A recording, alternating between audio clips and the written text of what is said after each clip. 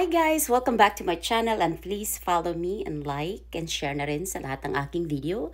Today may natanggap akong letter galing sa isang Filipina viewers natin na gusto kong i-share sa inyo. Sabi niya, Miss Gracie, ito ang kwento ko about dating Jacob, the guy I met online. So eto na, basahin natin. Baka kako nakarelate kayo dito sa kwento niya. Dear Miss Gracie, oy, kinakabahan ako. Nakilala ko si Jacob online.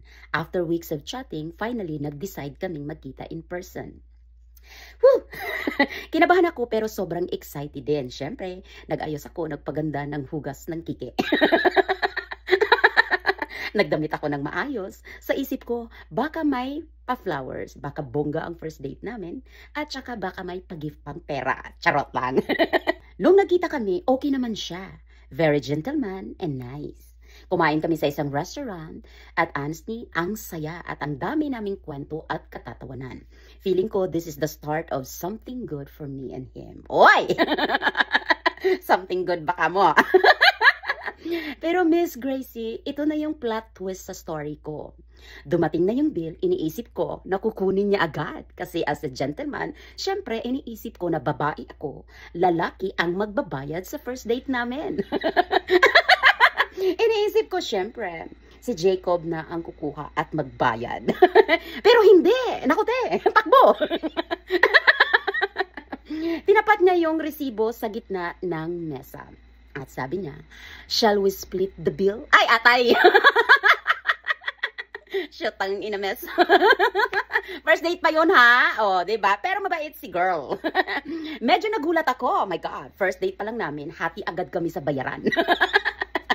Pero sige lang, baka normal lang yan sa kanila. Kasi iba naman talaga ang kultura ng Jamaica. Okay, sige! Ipagpatuloy mo te ang pagbulag-bulagan sa buhay ng bulag-bulag. Okay, at least alam ko na he's being honest and not just trying to impress me. Oh, diba? Oh, meron naman parang ganon. Sabi ko sa sarili ko, okay na rin. Hindi ako ginawang investment agad. Ay! So, ayun na nga guys, yun yung kwento ng ating isang viewers na isang Filipina. First date expectation versus reality talaga. Hati agad sa bill, bahala na kayo kung ano yung i-comment niya.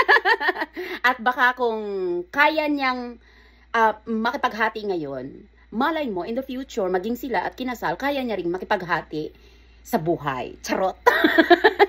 Guys, for me, when it comes to first date, I believe the gentleman should take the initiative and pay the bill. It's not about money. It's about respect, showing genuine effort. Covering the first meal is a simple way of saying, I value your time. I am glad we're here together. Later on, sharing expenses can naturally happen.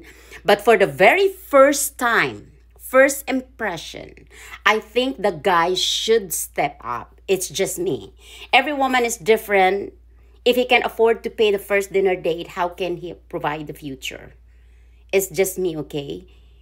Iyon ay ako. Iba din sa inyo. So, it's up to you. So, please comment down below kung tayo ba ay magkapareho ng ating opinion. There's no wrong. Diba? Kayo, sa first date nyo ba? Gugustuhin nyo bang mag-split kayo ng bills or ang lalaki ang magbabayad ng first date nyong bill? Okay, this is Gracie K. Bye!